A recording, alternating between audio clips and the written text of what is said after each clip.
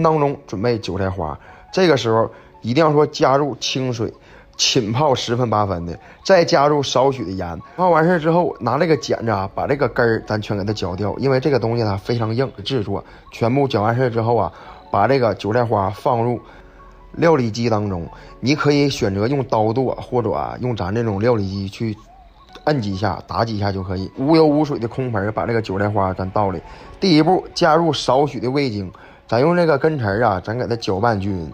搅拌均匀之后，让的盐，2斤韭菜花你加入10克或者到20克的盐，这样使其它怎的呢？咸淡味口重了，它就不会去坏。有一个无油无水的空槽子，或者打包盒都可以，把这个韭菜花咱给它放里头，这样储存完事，这个韭菜花能放1年。千言万语汇成一句话，关注老弟还真有点用。明天不见不散。